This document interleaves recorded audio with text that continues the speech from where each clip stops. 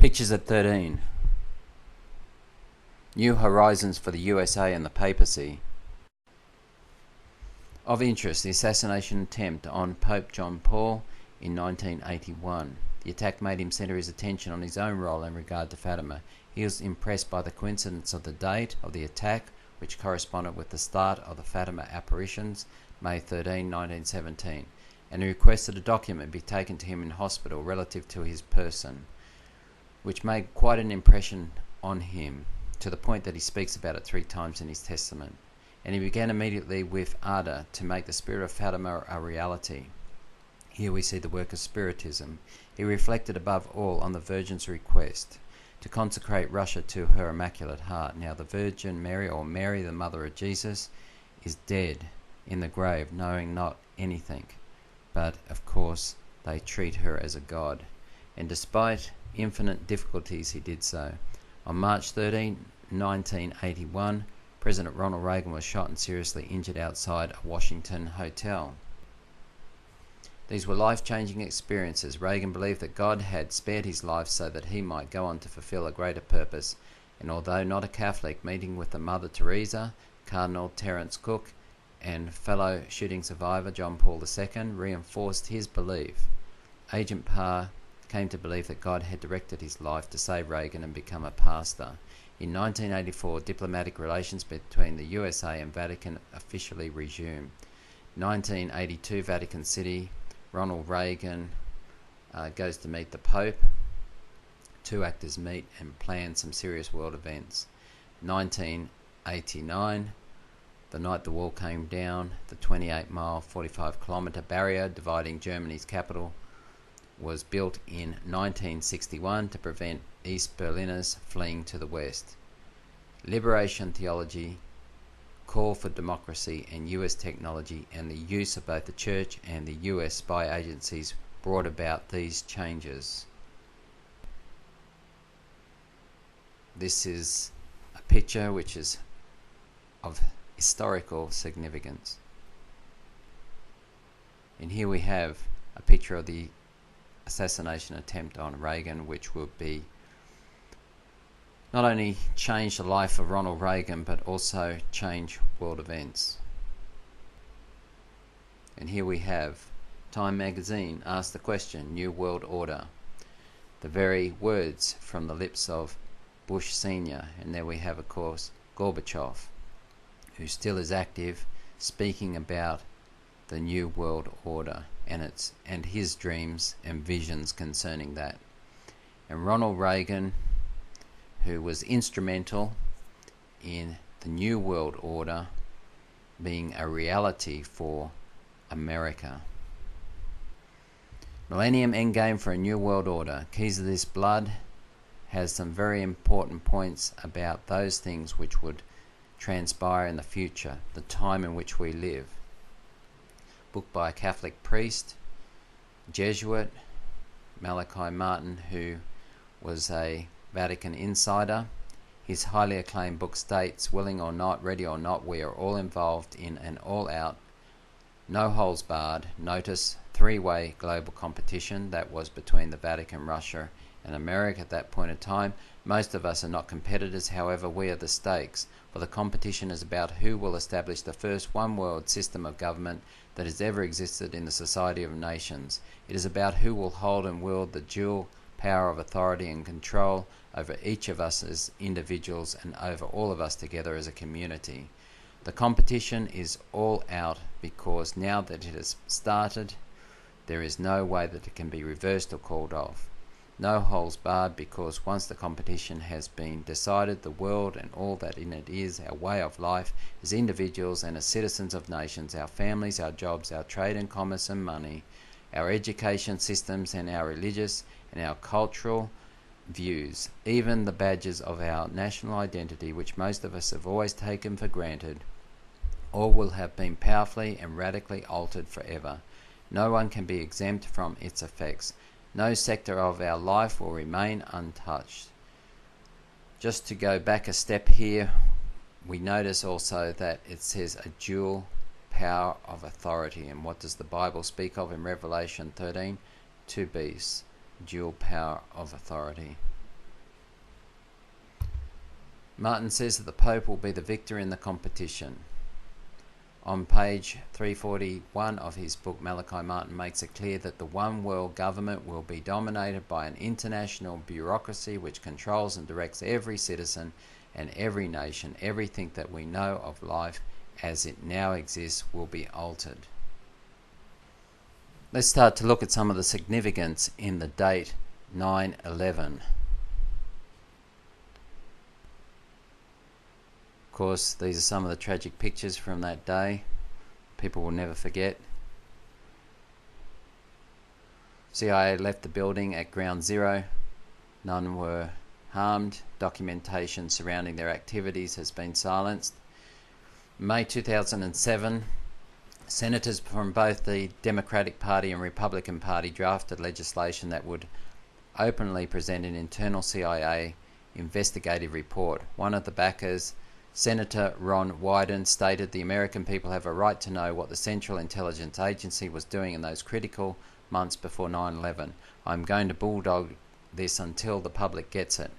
The report investigates the responsibilities of individual CIA personnel before and after the 9/11 attacks. The report was completed in 2005, but its details have never been released to the public. The National Security Strategy of the United States of America. In it, it puts the aims of America post the 9/11 incident. American internationalism to actively work to bring hope of democracy, development, free markets and the free trade to every corner of the globe. That's what they're doing at present. A grand purpose for a people chosen to extend freedom and democracy. Didn't Hitler and the Germans think at the time that they were a chosen people? We must build our defences beyond challenge. Act preemptively so as to attack before being attacked. Unilateral agreements. This was set out post 9/11. President George Bush. The Lord's Day Alliance of the United States. At the same time, the national tragedy that occurred in 9/11 in New York, Washington, Pennsylvania has changed our perspective and frankly has caused even those who lack a spiritual thermometer to consider their faith. We stand on the verge of an unprecedented opportunity to proclaim the message of the Christian Sunday in a manner unseen, at least in my lifetime. So if we go back to the commandments and we look for that word Sunday, or on which day we should worship, all we find is that the day Sunday is a festival day which was given to commemorate sun worship. They say they want to take out from the Pledge of Allegiance where it says one nation under God. But I don't believe that will necessarily happen. But I do believe the actions will prove that to be so because it is predicted in prophecy. US Vatican hegemony. It is not the first USA world hegemony. That would be incorrect, but it is a Vatican US collaboration, with the US being the front guy, which allows the Vatican to come to its position from the background. Understanding world hegemony definition. Authority or control or dominating influence by one person or group, especially by one political group, over society or one nation over others. Hegemony is not a world empire. How will it be done? Media, company control, banks, the World Bank, winning the space war, covert or spy operations, working with the Roman Church intelligence. Just some ways that will occur. Let's look again at these verses in Revelation 13 verse 12. And he exercised all the power of the first beast before him, and he causes the earth and them that dwell therein to worship the first beast, whose deadly wound was healed. And he doeth great wonders, so he maketh fire come down from heaven on the earth in the sight of men, and he deceiveth them that dwell on the earth by the means of those miracles which he had power to do in the sight of the beast, saying to them that they that dwell on the earth, that they should make an image to the beast, which had been wounded by a sword and did live. And he had power to give life unto the image of the beast, that the image of the beast should both speak and cause that as many as would not worship the image of the beast should be killed.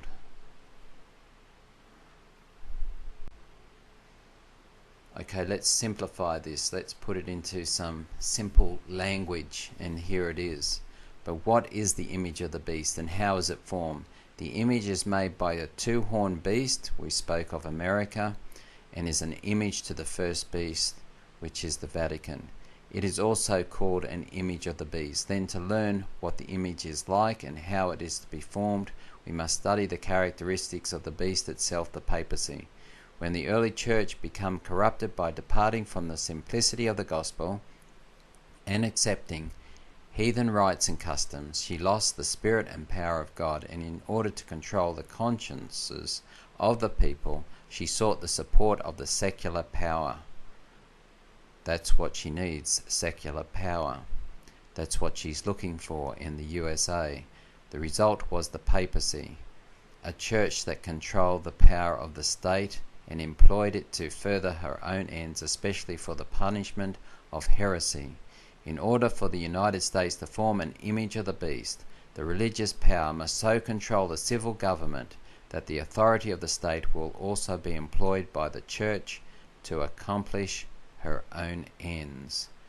But note here that this is something that's embarked on by Catholics and Protestants alike. How will this dual power be wielded? Could it be that the USA, with a faltering economy, with Jesuit persuasion, of course financially, and by its education, and a call for getting back to God, will influence Protestants to unite with a now majority Catholic populace in the USA for a worship day, Sunday, which will have family and ecological benefits? It already is being subtly promoted in many places.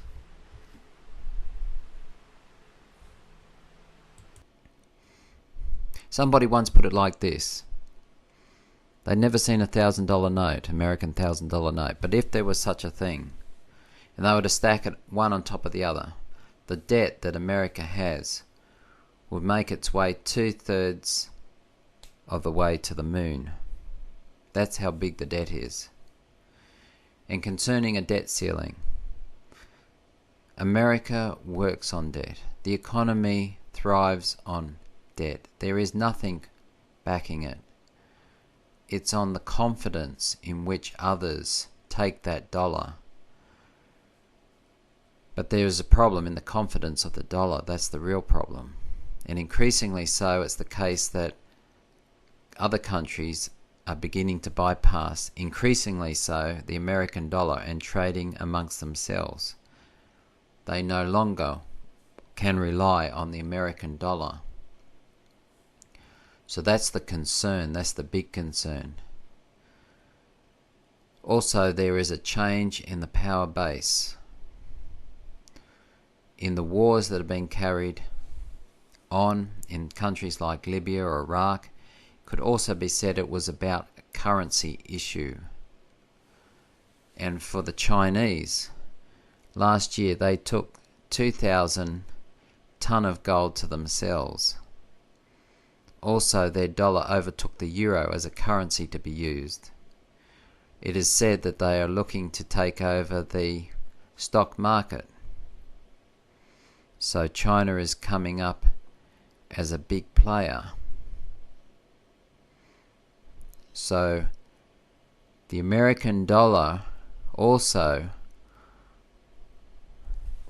has this as a problem. Germany asked to look at its gold reserves, for it held the gold reserves of the world. That's how it got to be the standard for the world. But they were not allowed to look at their gold reserves.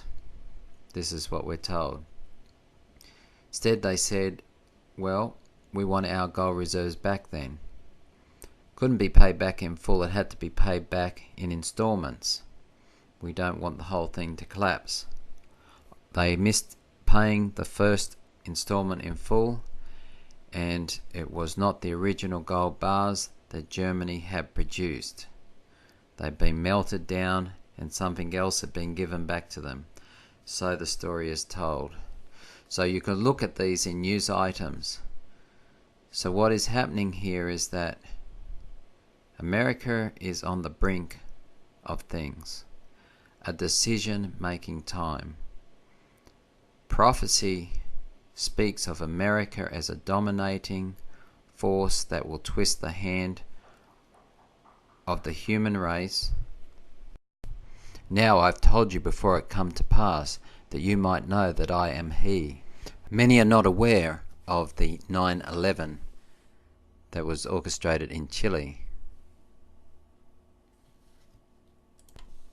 Richard Nixon, then President of the United States, received a personal call from Donald Kendall, Chairman of PepsiCo.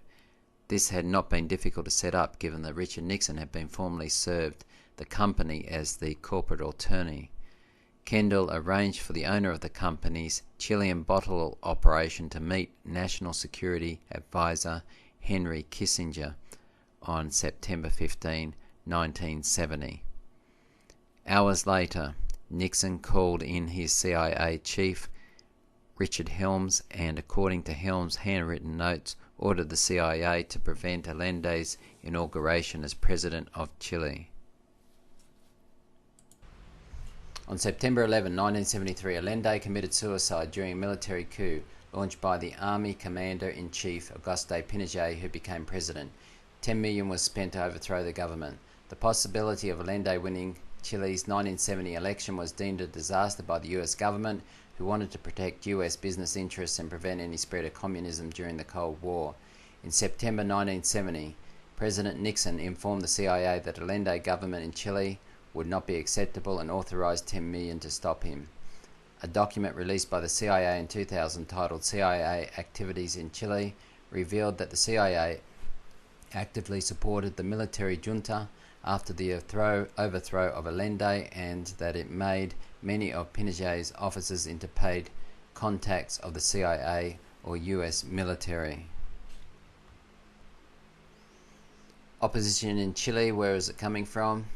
The USA, Catholic Church, opposition also by landowners, middle class sector, the rightist National Party, finances, and the Roman Catholic Church, which in 1973 was displeased with the direction of education policy in that country.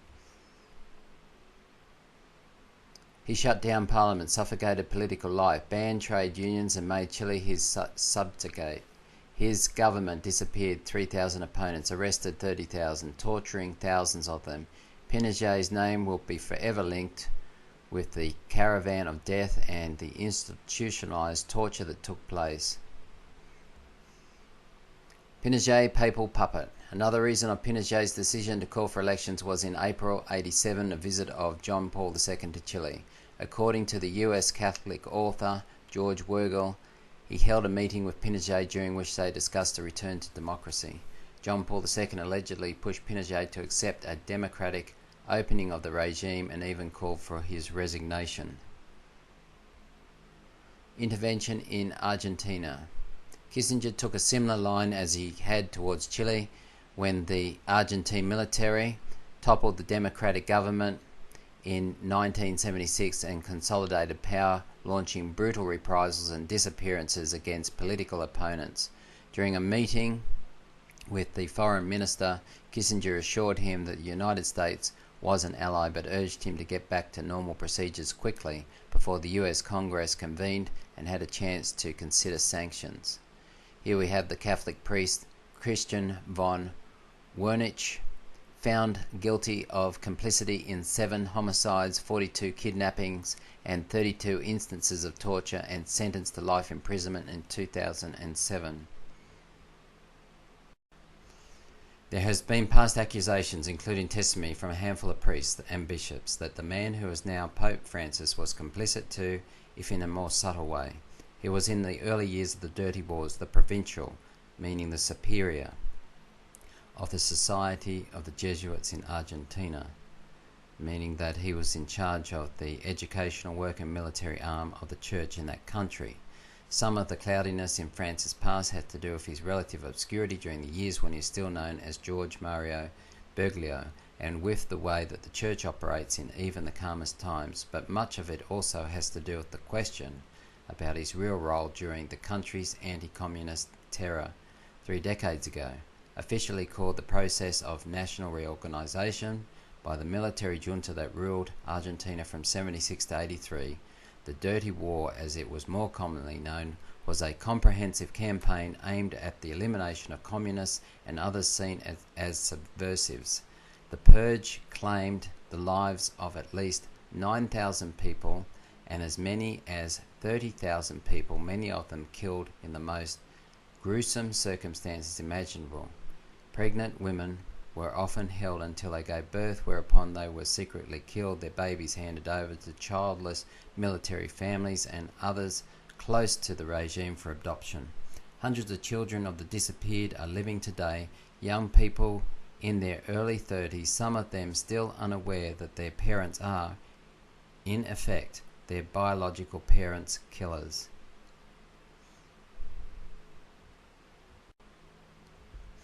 When a priest does not obey his superior in the Jesuit order, it has serious ramifications, and this is what this letter was about, where accusations were made, where he was left to civil authorities to be dealt with. When the priests disobey a military command, there are serious consequences. A 9/11 speech. I put this in with a theme of 9/11, so this is a speech on that very date by George Bush Sr. Clearly no longer a dictator can count on East-West confrontations to stigma concerted United Nations actions against aggression. A new partnership of nations has begun, and we stand today at a unique and extraordinary moment. The crisis in the Persian Gulf, as grave as it is, also offers a rare opportunity to move toward an historic period of cooperation. Out of these troubled times, our fifth objective, a new world order, can emerge, a new era freer from the threat of terror, stronger in the pursuit of justice, and more secure in the quest for peace. Very interesting, isn't it? Those words are spoken on the 9/11 date, to be realized not that further down the track by his son, who was of course the president at that time. An era in which the nations of the world, east, west, north, south, can prosper and live in harmony. Speech to the joint session of Congress. Change of the direction in the US policy, steering democratic process in other countries for the purpose of American interests. The nature of the CIA intervention in Venezuela. Philip Agee is a former CIA man. He's been mentioned before. I began to realize that what I and my colleagues have been doing in Latin America in the CIA was no more than a continuation of nearly 500 years of this exploitation and genocide and so forth. That takes us back to the Dark Ages. Project Democracy. The new thinking was that the preservation of US interests could better be achieved through the election of democratic governments formed by political elites who identify with the political class in the United States. American program, which became known as Project Democracy. The mechanism would be that Congress would give millions of dollars to the National Endowment for Democracy, and the National Endowment would pass the money to what was called the core foundations, which were these 4 associated foundations, who would in turn put that money into the hands of the foreign recipients. Venezuela is certainly not the only country in which these operations to strengthen civil society, promote democracy, to educate people in election processes, but which is only a cover. The real purpose is to favour certain political forces over another. We can see that from the history, where company protection was all important and huge amount of money was thrown at overthrowing governments and protecting the concerns of US companies. I think that there is a great need to expose this and to denounce it for what it is, which is fundamentally a lie to promote democracy, but in fact it's to overthrow governments, to achieve regime change or to strengthen favourable governments that are already in power. So you get the idea. The program might change, but the aim of the whole thing is to strengthen power worldwide. Of course, NED stands for National Endorsement for Democracy. This began in 1984, and one of the first recipients of money from the NED program was the Cuban American National Foundation, which was then the focal point of the most extremist of anti-Castro individuals and organizations in the United States. Operations such as in Venezuela were to strengthen civil society, promote democracy, to educate people in the election process, but it was a cover, so we've mentioned that. In the wake of the failed coup in April 2002, the decision was taken in Washington to do the same thing they'd done in Nicaragua, which was to hire a consulting firm to act as a front for aid money, which would be much larger than the NED money. The people of Protestant and the Republic of the USA are being led to overturn their own constitution, by which a national Sunday law will be issued, or they will just override, like the past two presidents have done.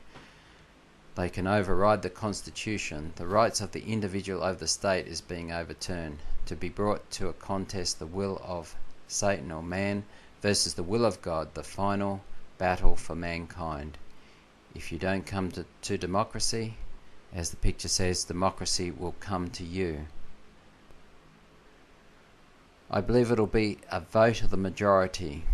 It will be a democratic vote under a leadership that has led the majority astray. This will bring in the Antichrist. It will be done under consent. Matthew 24:37. But as in the days of Noah, as they were, so shall also be the coming of the Son of Man. The Catholic Church is the biggest financial power, wealth accumulator and property owner in existence. She is a greater possessor of material riches than any other single institution, corporation, bank, giant trust, government or state of the whole globe. The Pope, as the visible leader of this immense amassment of wealth, is consequently the richest individual of the 20th century. No one can realistically assess how much he is worth in terms of billions of dollars. Jack Chick. World Bank organises food for countries that were once independent like Australia. In countries such as New Zealand and Australia, they will test the people by implementing laws to see what the people will accept. Worldwide decisions are being made that leave man and God out of the picture, because Satan is chosen as their leader, who has a hatred for God's creation. The time is near when large cities will be swept away, and all should be warned of these coming judgments.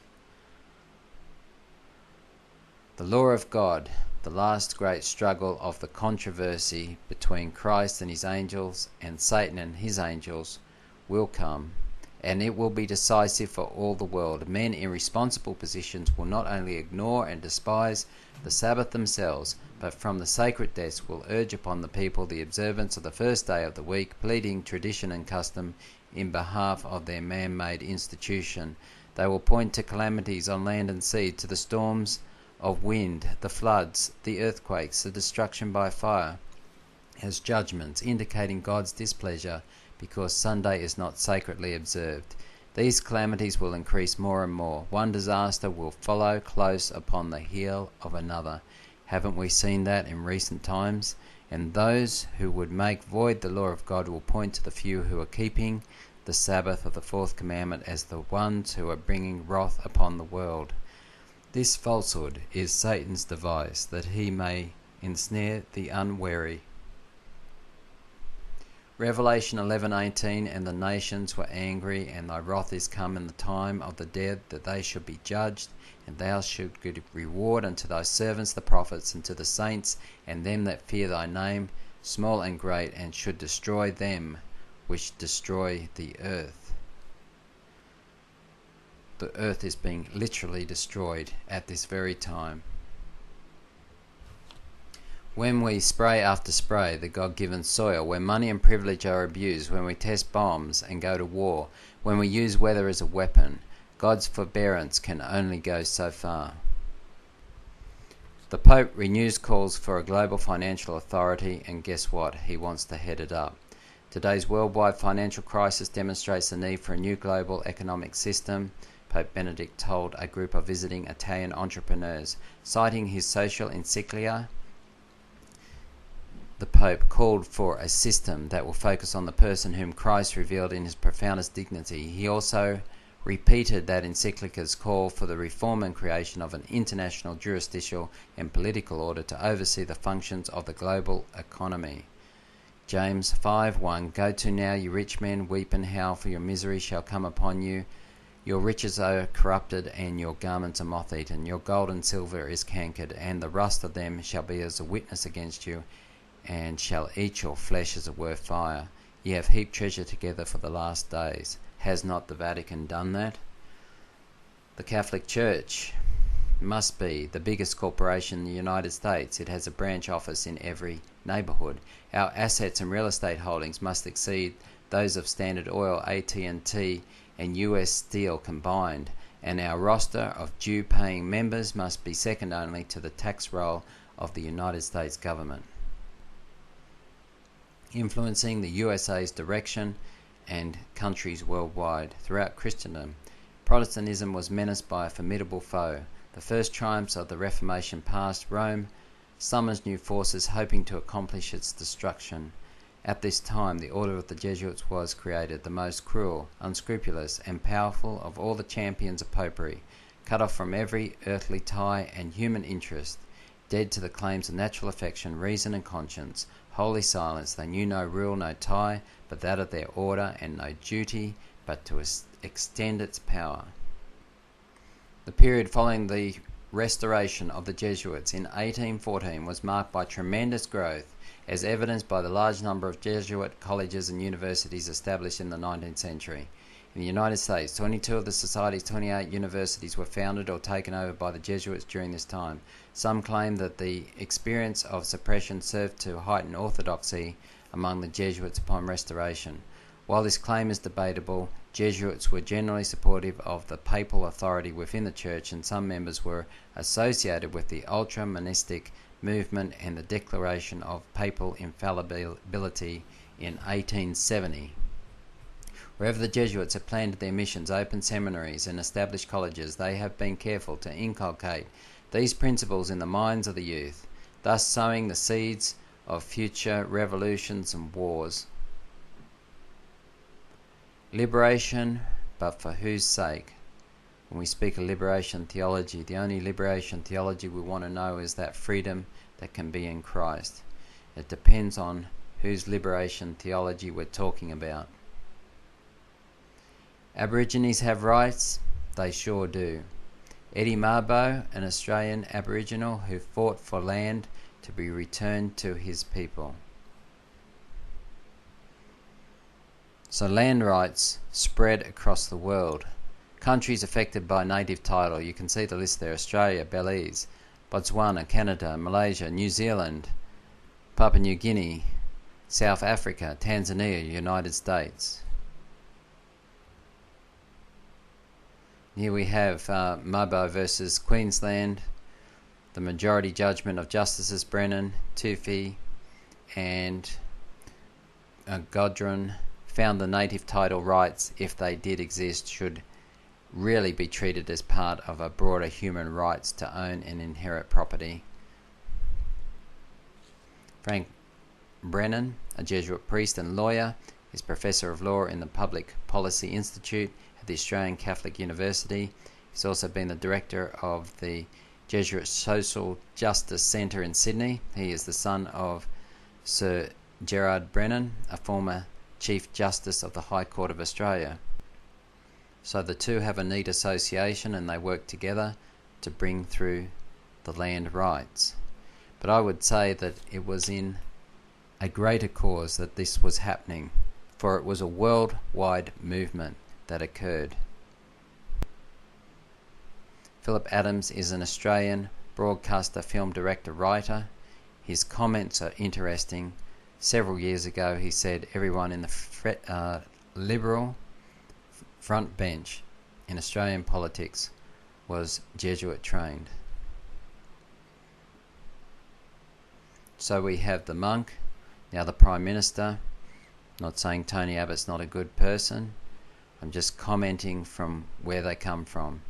Abbott's coalition ministry is shaping as a kind of Jesuit jamboree, said the papers last year, 2013. An agenda? Here's more from the paper. In Canberra, as it is in Rome, here come the Jesuits. The newly crowned Pope has raised the profile of an order with links to power in Australia. Over the centuries, the order was suppressed and banished. Interesting why that was so. Switzerland, for example, kicked out Jesuits in 1848, allowed them back only in 73. Initially, much of the fear and loathing resulted from the Jesuits' performance as a hit squad during the Counter-Reformation. Besides, maybe there was a touch of envy. I don't think there was a touch of envy in being a hit squad. Jesuits were far better educated than most contemporary clergy, and their intellectual dexterity and talent for fitting morals to suit the occasion, notice what it says there, morals to suit the occasion, arguing on a case-by-case basis against principles or rules, infuriated many and gave rise to slurs. Curiously, since the reforms that followed Vatican II in 1960s, and with liberation theology that came with it, the order has been perceived by some as anti-establishment, even socialist. South American Jesuits carried machine guns and bullet belts under their cassottes and were routinely accused of fomenting the Castro Revolution. Well, they were involved in the Castro Revolution. The ranks of law, medicine, and the high echelons of commerce were filled with Jesuit products, and also it says here that there were also criminals involved, but their main aim is in education and politics with the very rich and the very poor. Murdoch meets with Abbott to guide him in policy and would continue to do so. He's been knighted by the Pope. Senior Catholics at the time of his appointment or his knighthood were astonished when his paper was one of sex, scandal and nudity, and was made a Knight Commander of St. Gregory at the ceremony in Los Angeles, 1998. So, as a media giant, with Jesuits in the top role in Australia, this is a very cosy collaboration which gives a very powerful connection between Australia and the papacy at this time. Two problems that the Church face at this very point in time: sexual abuse of children and money laundering. Cardinal Pell is asked to come to the third highest position in the Vatican. He is asked to come at the very point of time when he faces court concerning a failure in leadership role to deal with sexual abuse of children. He also was accused of sexual misconduct, but these accusations were dealt with by the Church itself and were not held up by the court. So he's brought to a new position from one hotspot to another, in which now in the Vatican, after not even having at this point in time dealt fully with the accusations concerning sexual abuse of children in the Church in Australia, is now going to look after finances in the Vatican Bank. In a church wanting to make itself transparent, the choice of position seems rather odd, actually. Free countries of the world, democracies, old democracies, had to be dealt carefully with. They just don't lose their independence like that. It's been a long time in the making or in the orchestration. And here we see in the next slide the beginning of that slide that would lead to a point where people are saying, where are we going to? What's the future? We have no future here. It's a very pessimistic outlook when there is nothing left as far as national ownership and national pride is gone. It's part of the globalizing predictions that were made by Malachi Martin, also in a broader sense predicted by Scripture. US intervention, government dismissed in Australia who had nationalistic ideas in early 1974. Marshall Green of the CIA addressed the Australian Institute of Directors with a speech that amounted almost to incitement to rise up against the Australian government. Marshall Green went on to say that the Australian business leaders could expect help from the United States, which would be similar to the help given to South America. The CIA-sponsored coup in Chile had happened only a few months earlier. So the CIA director of Asia was very clear what would happen if they would not fall into line. And I believe that any government that followed after this government, seeing what had happened, would have to follow and toe the line with the USA or expect the results as was warned of. So this was a Labor government. The Labor governments that followed afterwards, such as Bob Hawke government, was very pro-American. This particular government was interested in nationalising Australian business, keeping it in Australian hands, and also interested in what was going on at Pine Gap. Pine Gap is a military base for the USA in which Australians cannot enter. Even though it's on Australian territory, it's for American interests. So this did not make the Americans happy. Sir John Kerr was Governor General at the time. During the Second World War, he was part of the OSS, which was the organisation that became the CIA. And this particular fellow was used by loophole as the Governor General, and the country of Australia being under the Commonwealth was able to allow the dismissal of this government, which was quite unique. The trend of things. The papacy appears to have won the tug of war. It is drawing Protestantism to itself. Here the great crisis is coming upon the world. The scriptures teach that Popery is to regain its lost supremacy, and that the fires of persecution will be rekindled through the time-serving concessions of the so-called Protestant world. Jesuit strategy for world domination, educators, changing or obliterating past history, connection through Freemasonry, torture and assassination, using the writings of other cultures and imbuing them into their own, assuming guises in every form and infiltrating churches and governments.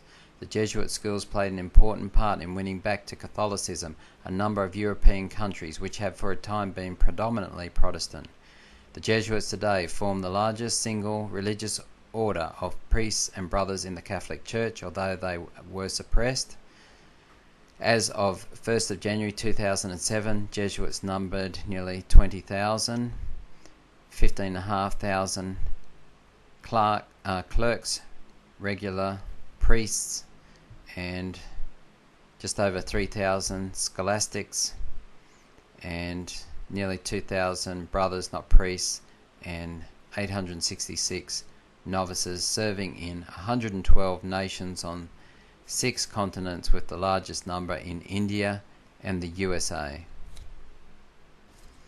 You have been taught your duty as a spy to gather all statistics, facts and information in your power from every source, to make yourself a confidant of the family circle of Protestants and heretics of every class and character, amongst the schools and universities, in parliaments and legislatures, and in judiciaries and councils of state, and to be all things to all men for the Pope's sake, whose servants we are unto death.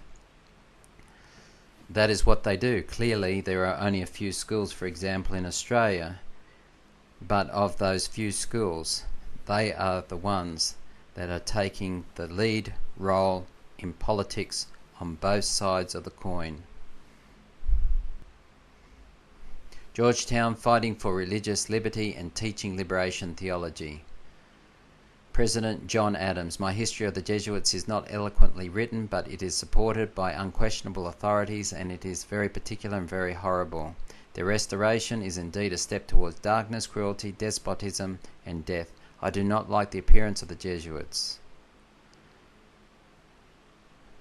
I do not like the reappearance of the Jesuits. Shall we not have regular swarms of them here, in as many guises as only the king of the gypsies can assume, dressed as printers, publishers, writers, and schoolmasters, taking every guise? If ever there was a body of men who merited eternal damnation on earth, it is the Society of Loyola. Nevertheless, we are compelled by our system of religious toleration to offer them an asylum. President Thomas Jefferson. We pray for these people who are schooled in Catholicism, in the ways of the church, that they might come to take the word of God as it really is.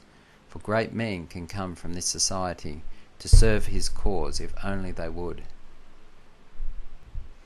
Napoleon had this to say: the Jesuits are a military organization, not a religious order. Their chief is a general of an army, not the mere father abbot of a monastery, and the aim of this organization is power, power in its most despotic exercise.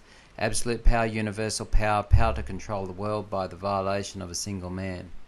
Sounds similar though to what Napoleon was trying to achieve.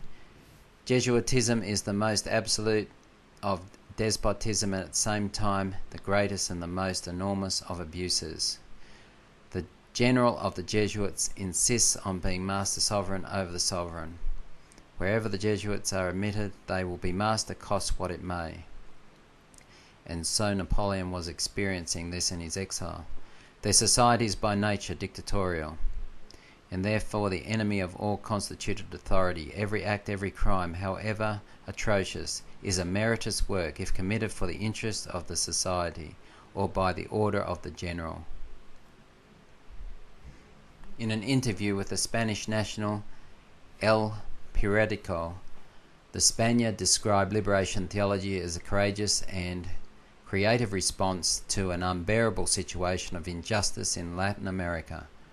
Nicholas regretted that the South American base movement had not been given a vote of confidence from other church leaders. It needs more time, he said.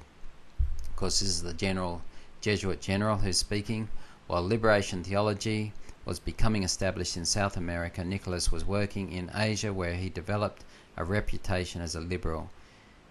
He defines the Jesuit work as helping the poor, the marginalized, and the excluded. It seems to be the way of all the secret societies, and as said, he is more interested in missionaries, cultural dialogues with local people than imposing doctrinal orthodoxy.